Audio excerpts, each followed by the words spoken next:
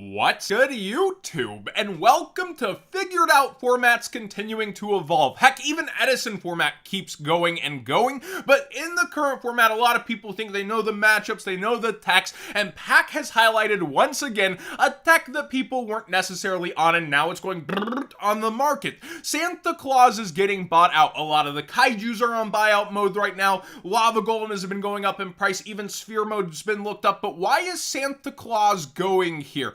Well, when it comes down to it, there's a pink turtle boy that gets comboed out in certain sprite decks, and it reads, neither player can special summon monsters with 1800 or more attack. This is really good against Kashtira, by the way, I gotta say. But when it comes down to Santa Claus, unlike all of the kaijus in Lava Golem, it only has 1200 attack. It also does not eat up your normal summon. You can special summon this card from your hand to your opponent's field and defense position by attributing one monster they control. If special summoned this way, once during the end phase of the turn, you can draw a card. The you can draw a card is for the opponent, not for you, so be aware of that. But when it comes down to this card on just the full swing of buyout mode, it's ridiculous. It's shooting up in price. This is out of a deck for speed duels, by the way, for the highest rarity version. And if you don't want the speed duel stamped, the super rare out of Advent Calendar is pretty cool. Even the common, though, 11 listings. Come on. You all are just fully ignoring the gold rare secret because of that. I don't think this one looks that bad when it comes down to it. And you can even see it is going up just a little bit, but not really all that much, and there's way more listings. So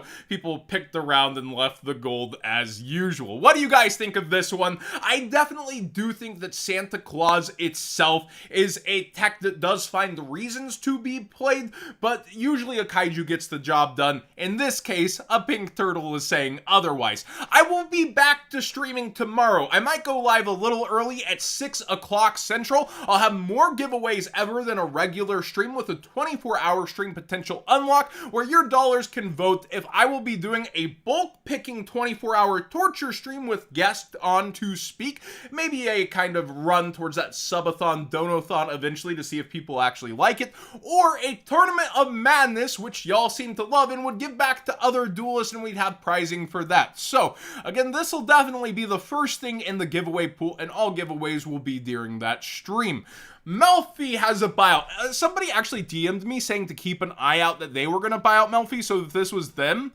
Man, why is everyone trying to create a cute tax? First, it's Purely, which has its umpteenth buyout. It's been bought out again.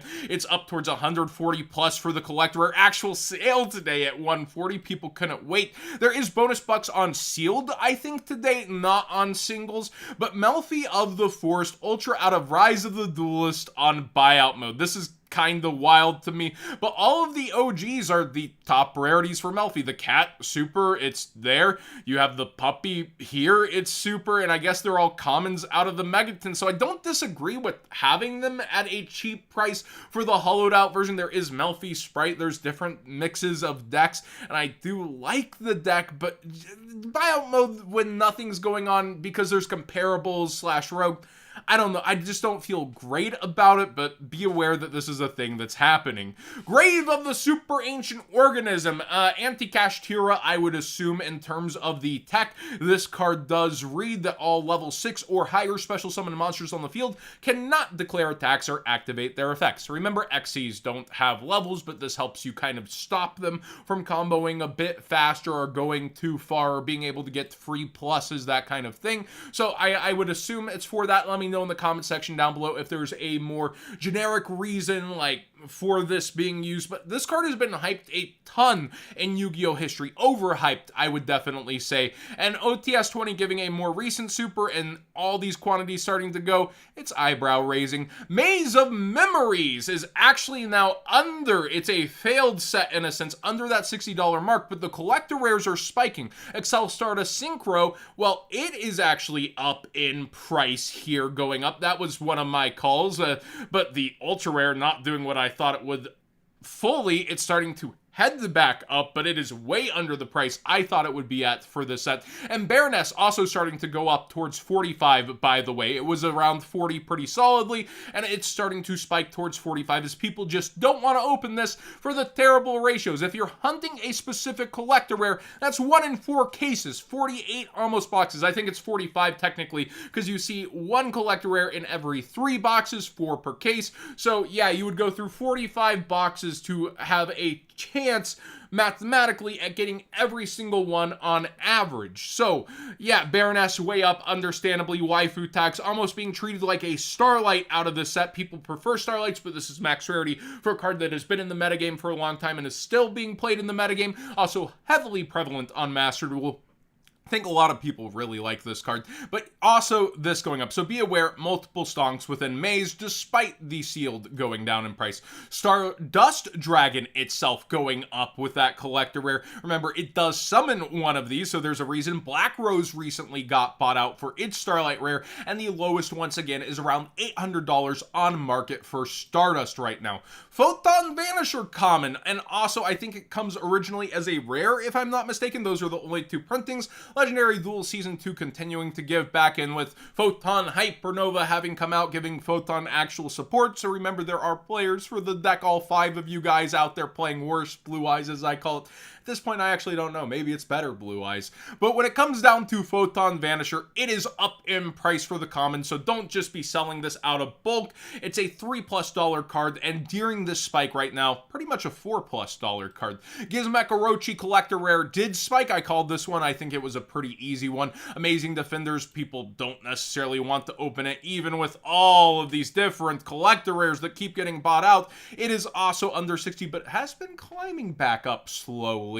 But yeah, be aware that Orochi here bought out and up and up. Also, speaking of the cards that people don't want to buy in gold, we featured this multiple times. Be aware that the Primathmech Almbertian is up even further for its secret rare and almost in full buyout mode at this point, with very few competitive on the market and the lowest being 40. So acute allergic to gold rares. But with the more recent golds, also people maybe not wanting to double sleeve their deck since those cards are a little thicker and they don't want to deal with having to, like, you know, make sure these gold rares aren't findable in the deck. Gold Pride going from gold rare to gold.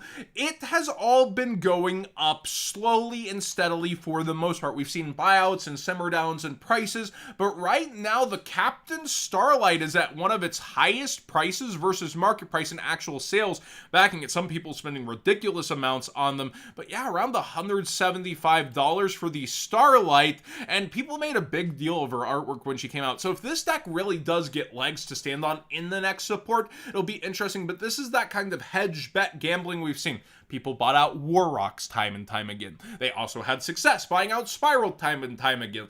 It pans out sometimes, other times not at all. Be aware that you are pretty much gambling if you're going in on that deck. Infernoble Knight Renown, the collector rare is up. Just be aware there was support for the deck, and I think this is one I either did cover or haven't. I've been moving. I'm a bit slow right now. I'll be back to full power here in the next weeks. But I do know I covered some of the buyouts on this, and the collector rare has pretty heavily spiked up towards 6.9. Nice.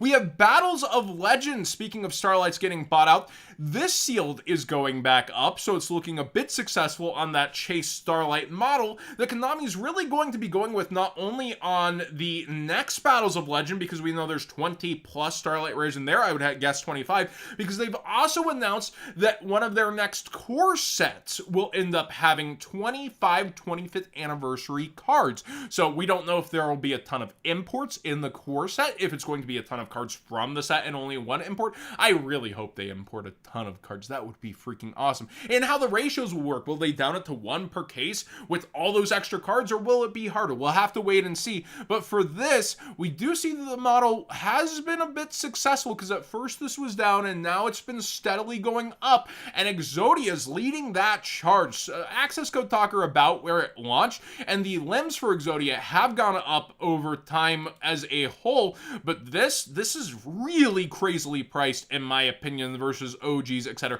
Around $700. Modern collectibles of ancient DM era things, they can do pretty well. And this one, we just blame MBT, right? He's been pumping the heroes, he's been winning locals and all that stuff. Results-oriented, who cares? Doing well on Dueling Book, who cares? It's all MBT's fault. Just blame him. But when it comes to this one, it's around 250 for Starlight Stratoses, and they've been spiking back up from 200. And now that I've gotten to the cards, this is completely unsponsored.